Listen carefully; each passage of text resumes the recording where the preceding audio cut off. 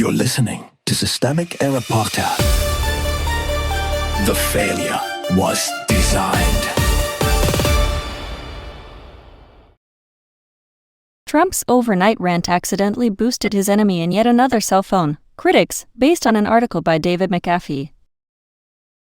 When the president markets the book he's trying to kill. The summary: Donald Trump launched a late-night truth social attack on Maggie Haberman's new book, calling it mostly made up and insulting her name in the usual childish way. The move did not contain the book. It amplified it. Critics across the spectrum mocked him. Jake Tapper turned the insult into a sales pitch, and the result was more attention for regime change, not less. Who actually holds power? Trump is still the central institutional actor in this story. He is the president, which means he does not merely participate in the information ecosystem.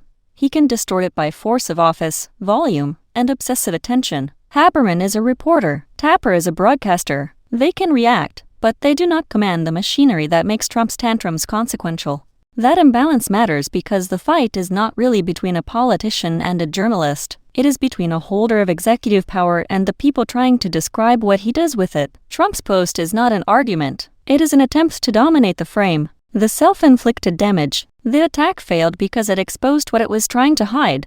Trump cannot stop treating scrutiny as persecution. He says the book is fabricated, yet he allegedly keeps calling Haberman. He calls her irrelevant, then proves the opposite by making her book the object of a presidential outburst. That is not strength. It is dependence.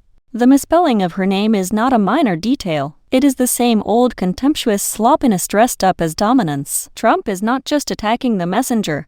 He is advertising that he has not outgrown the habit of punching at the closest available target and calling it control. The misdirection. The article's deeper pattern is familiar.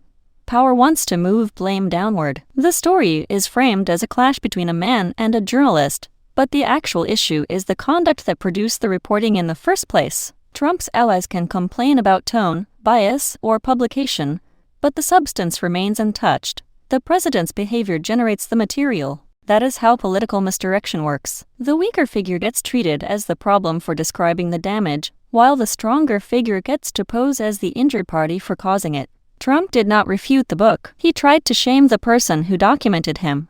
The right seized the opening. The most revealing pushback came from the right, where Brodsky called the post a cell phone and Snyder mocked the meltdown as the behavior of someone who couldn't put the book down fast enough to brief on it. Those responses matter because they show the attack was not a disciplined counterpunch. It was a reflex so obvious that even friendly turf could not pretend not to see it. That does not redeem the media class. It just confirms the obvious.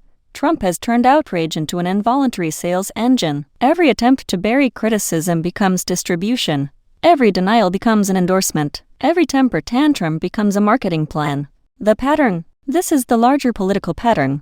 Authoritarian-style ego politics that cannot tolerate observation and therefore feeds on the attention it claims to hate. Trump's instinct is to attack the witness, deny the record, and flood the zone with noise. The result is not silence but amplification. He is not being trapped by the press. He is revealing the dependency at the center of his politics. He needs conflict, he needs grievance, and he needs enemies who can be blamed for the consequences of his own conduct. The system around him keeps rewarding that behavior because spectacle is profitable, even when the spectacle is a president helping sell the book he meant to destroy. You've been listening to Systemic Error. Thanks to Ross Story for today's article. With the automated voice of Clara, thanks for listening.